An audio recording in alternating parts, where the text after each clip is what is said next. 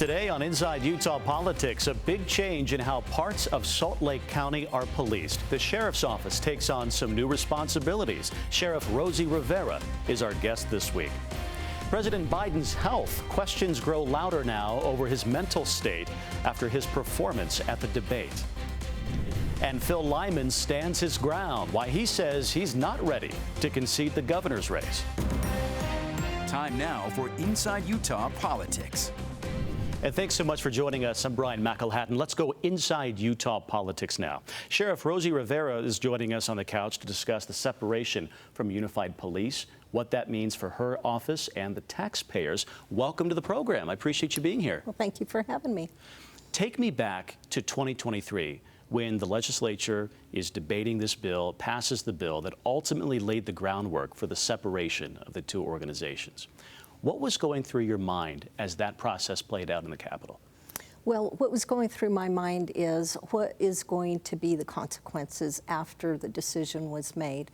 So the entire time I have been sheriff, this issue had come up multiple times of having a sheriff oversee two separate organizations in law enforcement. And so we had been, going and fighting that issue, and is it a double taxation to have the county paying for Unified Police Department but also providing countywide services to the rest of the county?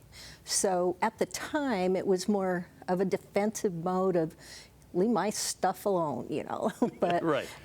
But then reality kicks in, and when you really take a look at it, it didn't make sense that an elected sheriff was governed by a governing board.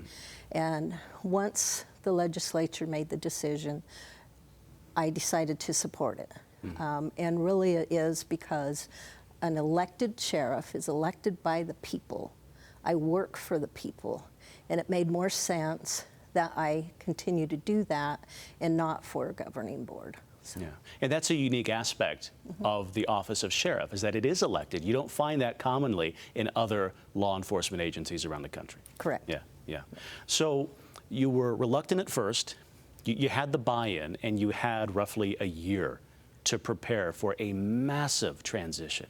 Where do you begin prepping for something like that? It was very challenging, and the legislature gave us 2 years. It was the Unified Police Department's governing board that said, no, we want it done by July 1st of 2024. Okay. So we wanted to go a little bit longer so we could have more time.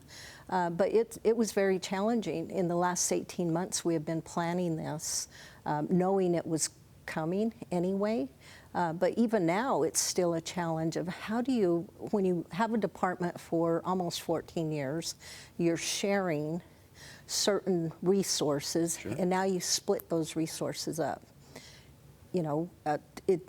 Canine's a perfect example. Okay. SWAT teams, we were sharing even down to records clerks and office staff, and now you split that up. These administrative roles. Right, yeah. Right. And now you have to figure out, okay, now that I'm back with the sheriff's office, how do I bring that back, and how do you pay for it? That's what I want to ask you about. How do you pay for something like that and reconfigure the books so that all that makes sense? That's a big process. It is, and we're still in the middle of that. We're still trying to do that transition. Our priority was operations ready to go July 1st, and so far, knock on wood, that it's gone really well. But that's what we do well as law enforcement, is the operations piece. But then the other piece is the financial piece. How much is it going to cost to duplicate some of those services? And, every agency in law enforcement, for the most part, everybody has a canine unit, everybody has SWAT units, and so we are duplicating those services across the county. But now, under the sheriff's office, I have to create those same services under the sheriff. Yeah, I'm thinking patrol, one of the most visible aspects of your office, and then search and rescue too, which is under your purview here in the county, right? Right, and really with search and rescue, we just moved them from Unified Police Department back to the Salt Lake County Sheriff's Office. Our Canyon Patrol, we did the same thing, but we had to increase our Canyon Patrol because we lost efficiencies in other areas of the unincorporated county where we were patrolling as well. Is it challenging to find, in the term of a sheriff's office, deputies, or in the terms of a police agency, a municipal police agency, officers? Is it tough to recruit right now? Well, for this new law enforcement bureau, actually it's a reestablished law enforcement bureau, we didn't have any problems hiring. We actually took 70 officers from UPD that applied, and there were many others that applied. So filling those positions hasn't been a challenge, but if you look at the correction side for the jail, that's where it's a challenge. Mm-hmm. And so how do you recruit those people then? Because you got to staff it. You got to have people. Right. That's a critical part of what you do. It is, and we do really well with our HR departments and our communications to get the word out. And we do a lot of recruiting. And really, what we do best is our people are who recruit for us. They go out, they talk to the community, and they love their job, and they say that, and that helps. People come and say, "Oh, I could do that." You know, I've heard how great of a job it is, what a great department, and that's how we're really recruiting. What are some of the challenges with modern day police work, right? Because I imagine the landscape has changed. There's politics, there's public perception, there's resources, right? What's it like to be in the police field these days? Well, it's very challenging because technology can help us and it can hurt us. And, you know, like right now we're trying to put together a drone program.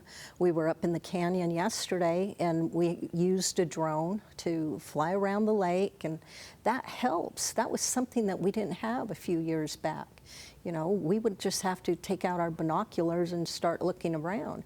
It's a big difference when you look at what technology can do for you in solving cases. Technology can really help us. And so we're trying to embrace that, but at the same time we understand how much it costs. Yeah, expense is a big thing, right? Yes, yeah. Yes. Yeah. And policing is expensive, and that's something that, you know, I hope the community understands, is that police training has to be top-notch, or you're going to have a lot of errors and a lot of issues. And so I'm always pushing more money for police training, and you know, and it goes from learning how to use your firearm to de-escalation. But it all costs money, and you know, that's what I want our public to know. It does cost a lot, but our priority is public safety. You have to invest in public safety. Do you anticipate going to the county here in the future and making a case for more money, a bigger budget at some point? We don't know yet. The county has been very supportive for us. The county council did approve money up front to help us get started. So now that we're, you know, trying to put all the pieces of the puzzle together, at the end, then we may have more money than we need. I highly doubt it, but if I wish that was the case. Wouldn't that be a nice problem to have? But if not, yes, I would have to go back to the county council and explain, you know, we have to have these certain tools to do our job because it's critical. People's lives depend on it. I want to ask you, all these years that you've been in law enforcement, why do you do it? Because as you said, it's not an easy job. There's all sorts of complicated factors. When you lead an office like yours, that adds another layer of that. Why do you do it? Number one, I love it. I absolutely love policing. And I think I can make a difference. And I feel like I have as sheriff more than anything, because I truly believe in law and order, holding people accountable. But at the same time, we have to have this balance of treating people with compassion, empathy, and respect. And if we can do that, and if your leader believes in that, then that philosophy is spread across the board. And that's why we're such a great department with the Salt Lake County Sheriff's Office. We're celebrating our 175th year this year. And you know, that tells you something. We've been around a long time. And as we learn, we make changes, but it's all for our community. That's what I really love the most, is I know that the people are the ones that elect the sheriff, and I know that I work for them, and I do that every day. I've heard you use those words many times, respect and empathy. Those aren't words that traditionally we have seen plastered on the side of police cars. It's, you know, serve and protect. But can you hit that point more for me and help us understand the empathy and respect aspect of policing? Sure, and I'll use corrections as an example. We incarcerate a lot of people. They are experiencing the worst time in their life. we don't need to treat them with disrespect, because some of these people come from all areas of our community. If you treat them with compassion and have some empathy, but we are holding them accountable because they're in our facility, it flows better. We don't have a lot of use of forces. We don't have people trying to escape, you know, those kind of things. It really helps. And then when you're out on the street, if you treat people with respect, same thing, empathy and compassion, they will usually comply. And then if they don't, you know, we have the tools for that too. Sure. But if, you know, I have found, I'll have 31 years in September. That has worked for me for 31 years. Sheriff Rosie Rivera, I appreciate your time. Thank you. Pleasure talking with you. Thanks so much. Appreciate it. Hey, still ahead on Inside Utah Politics, President Biden's health and the questions growing louder after his debate performance. We'll talk about that. And extreme weather protections, the new actions from the White House meant to help Americans endure dangerous weather. Stay with us.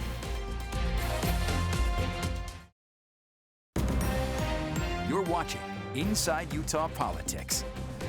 A Texas congressman becomes the first Democrat to publicly call on President Joe Biden to withdraw from the 2024 race. Congressman Lloyd Doggett says the president's debate performance against former President Donald Trump failed to effectively defend his many accomplishments. Our Washington correspondent Jesse Tenur reports on what lies ahead for the campaign. President Biden is only ramping up his public appearances after last week's debate. Good afternoon. But the various visits are not tamping down concerns about the future of his campaign. We get it. The president did not have a great night. In the first press briefing since the debate, White House Press Secretary Karine Jean-Pierre said President Biden is still battling a cold, and his re-election campaign is not going anywhere. He knows how to do the job. But Texas Congressman Lloyd Doggett does not think that's enough anymore, becoming the first Democrat to publicly call on President Biden to withdraw from the 2024 race. This is a painful decision, but a necessary one if we were to stop our democracy from being trampled on by Trump. Other Democrats have criticized President Biden since his debate against former President Donald Trump, but have stopped short of calling on him to withdraw. Rhode Island Senator Sheldon Whitehouse said he was horrified by President Biden's frail appearance. People want to make sure that this is a campaign that's ready to go and win, that the president and his team are being candid with us about his condition. But the Senate's top Democrat, Leader Chuck Schumer, said President Biden remains fit to serve. We've worked hard together for 4 years and delivered a lot for America and for Central New York. I'm for Biden. The Democratic National Committee could formally nominate President Biden as its candidate as early as mid-July, ahead of the August convention. In Washington, I'm Jesse Tenor. And President Biden has announced new measures now to protect Americans from extreme weather events. It comes as the earliest Category 5 hurricane on record formed in the Atlantic, and states in the West prepare for a record-breaking heat wave. Washington correspondent Raquel Martin explains how the White House is approaching this issue. Today, President Biden rolled out a series of actions, including a new labor rule to protect Americans from record-breaking heat. He says the rule, if finalized, would help an estimated 36 million Americans. We're going to face this tough summer, but we've taken significant steps. President Biden is promising to protect Americans from extreme weather events picking up steam across the nation. Following a briefing with emergency officials and the D.C. mayor, he underscored the need to respond to record-breaking floods, hurricanes, and most deadly, triple-digit heat currently brutalizing the West. Already, tens of millions of Americans are under heat warnings. At his request, the Labor Department is moving forward with a first-of-its-kind worker protection policy.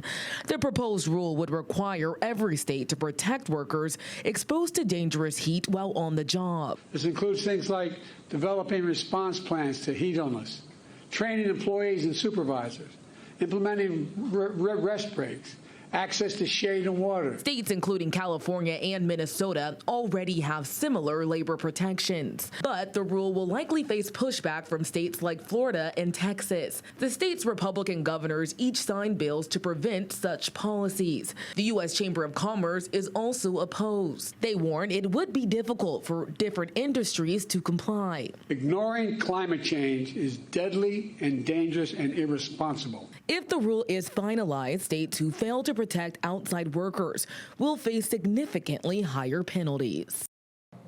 The president also highlighting a nearly $1 billion grant program. He says it will help more than 600 communities across the nation make climate-related investments. For now in Washington, Raquel Martin, back to you. Coming up, the race for governor. Spencer Cox has a commanding lead, but Phil Lyman isn't ready to concede just yet. Our Jordan Tracy talks to him about that. Welcome back to Inside Utah Politics. Let's talk about the governor's race, shall we? Results aren't official yet, but Spencer Cox is the projected winner here with a nearly 40,000 vote lead over Phil Lyman. But Lyman, who won the convention, remember, isn't happy with the process, and he's not ready to concede the race at this point. So let's say hello to our Jordan Tracy, one of the newest members of the ABC4 team. Jordan, welcome to our show here. Thank you. Inside Utah Politics. Thanks for having me. I'm excited to be a part of it. Longtime political reporter, and now Yes. you're getting your feet wet in Utah politics. Yes, I have 7.5 years in Pennsylvania covering politics in central rural Pennsylvania, and we did statewide elections and really ramped up our coverage over the last couple years, and it's exciting to get to know Utah now. So one of the first stories you've done with us here is this interview with Phil Lyman. You also talked to a political scientist about how this race works. And why don't we show everyone the story and bring you up to speed on the governor's race right now. It was a celebration for the Cox campaign on election night, but Phil Lyman says it was premature. And you, along with the other media, were pushing me to do a concession speech, with 2 minutes into a football game. Now he's calling for verification from an independent party to look at how the Cox campaign gathered signatures and at what he and supporters say are anomalies that they see in the results. I think the people of Utah deserve a fair election, and I get calls constantly saying that, hey, what we're seeing does not match with what is being reported. What convinces people is to have a qualified, independent, third-party review of the data, and that has never happened. And the questions don't stop there. I don't know who you're asking these questions on behalf of, if those are your questions or what. And you're part of it. You are part of the cover-up. Zoe Nemerever is an assistant professor of political science at Utah Valley University. She says that this questioning of elections has become a trend post-2016 on the national, state, and local levels. Almost always it's the person on the losing end of the election says that there was some sort of malpractice or malfeasance in the election and they want it to be recounted, recertified, investigated. Asking for something like a recount in a close race isn't out of the norm or dangerous to our elections. In fact, in some cases, they are automatic.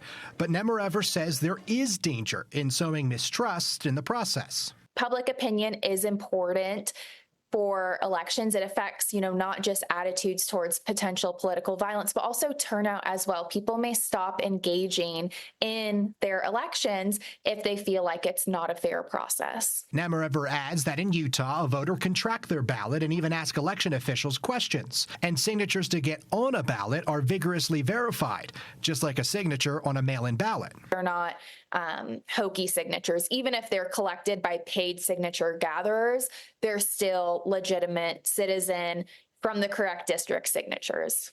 So what did you make of the interview and what did you take away from it? Yeah, so obviously you saw bits and pieces of that where it got a little contentious because when it comes to elections and questioning the process, it is kind of a contentious conversation. But basically what Mr. Lyman wants to do is he wants what he's calling a call for transparency. He wants a third-party person to be able to look at the process, to look at election data, and also he's questioning the signatures that Governor Cox had in order to get onto the ballot. He wants a third party to look into that. You notice there when he started questioning my questions, that was after I'd asked him about where does transparency and election integrity, when do you cross the line in that, bringing in a third party? Because my point was you could bring in someone from Governor Cox who says, oh, I want this person to look at it. Well, he would say probably no, I don't want Governor Cox's people to look at it. Same thing if Mr. Lyman brought a person in, Governor Cox would probably say, no, I don't want Mr. Lyman's person to come in. So where do you find an independent third party? And that's when it got a little more contentious in that conversation. And there's no evidence of any irregularities at this point. We still have to certify the results, of course. Correct. That hasn't happened yet. Yeah, some of the canvassing processes in the county level have started this past week, but the statewide canvass isn't until July 22nd. Now, what going forward Mr. Lyman is asking his supporters to do is to join the State Records Committee hearing that is happening on the 18th, either via Zoom or to actually show up to the committee hearing to show that there's a strong contingent of voters who want more transparency. But so far, that seems to be the next step in at least his process here. And the Lieutenant Governor, Deidre Henderson, who oversees elections, has invited members of the public to come and see that very process, right? And because she says, hey, we're totally transparent here. Come see it for yourself. That's a part of the process. Yeah. You know, those type of counting and certifying are open to the public to come and see and ask questions. Now, they can't go and get their hands onto a physical ballot and start touching things, but you can be a part and see and witness and ask questions. So that's the other thing I want to hammer home here is there is a process to question results or to look for certification of elections. You know, we've seen lawsuits be filed. We've seen, you know, recounts that are automatic in some cases when there's close races. I have a feeling CD2 might be somewhere in that territory 50-50 at some point. At this point, yeah. It's really close. So it's not out of the norm to have these conversations. But what Professor Nemerever is bringing up is the sowing of mistrust is what's becoming this trend and can be dangerous for our elections going forward because this is a trend that's probably not going to stop. Democracy requires buy-in, and that buy-in requires trust that the process is rolling smoothly and that you can witness that process take place. Right? And you don't want people to say, I don't trust the system anymore, so I'm not going to vote. That's what you don't want. You want people engaging in the process more, especially if you feel like, hey, I don't know if I liked the result here. I'm going to get more involved. That's what the response you want from people. You want more people involved in the process, not less. Yeah, absolutely. Okay, let's talk about you. We've talked about the race. Let's talk about you, one of our new faces here at ABC4, Jordan Tracy. Being a political reporter or someone who just loves to dive into politics, that can be a fraught profession these days, can't it? Yes, absolutely. I mean, I think you saw in that interview with Mr. Lyman that you're maybe not popular in that conversation at all. So yeah, it definitely is, but we have a role, whether you cover politics or not in local news, to question the people who are in power, whether it's political or head of an organization or things like that. That's our job. And so inherently, our job can be contentious and a little fraught. Why do you like it? Because I know you love reading politics. Yes. You love learning about the process. What do you like about it? Well, part of me just likes poking the bear a little bit, if I'm going to be quite honest. Right. From you know, we've had situations where I've gotten phone calls from a conversation where it was with candidates from both sides of the aisle, and both parties called and asked, why were you so hard on them? And that is the point of what we're supposed to do here. And also, it's, you know, we're not elected representatives, but in our job, we are representative of the voter, of the people. So we need to take those questions that maybe aren't getting asked, because not everybody has time to go to their local city council meeting. As much as I'd love to see those packed, it's just not feasible for a lot of people. You know, people can't go to their state committee meetings, you know, every month that it happens because people have lives. So it's our job, it's our profession to take those questions to the people in power and make sure they're answered. What do you like about Utah so far? You've had a little time to settle in. What do you think? No, it's really different from Pennsylvania, I've noticed so far. In what way? Just a tad. You know, I like the dry heat, guys. That is nice. You know, humidity is not my friend. I'm somebody who sweats in an elevator while listening to that soft jazz. So, you know, having a dry heat's a little more comfortable for me. But I got to tell you, I'm still at the point, I mean, I'm almost a month in living here in Salt Lake City, and I still am in awe of the view of my drive anywhere. And I'll be sitting, I'll have something really interesting on the television, and I'll just catch myself just staring out of my window, just looking at the snow-capped mountains, because I can't believe that they exist. Isn't it amazing? I mean, it's insane. I tell my relatives who are all back east, they say, well, I've never been to Utah. What's it like? I say it's like a postcard. It's like you're living in a postcard. And anything you're looking forward to covering the most or learning about the most?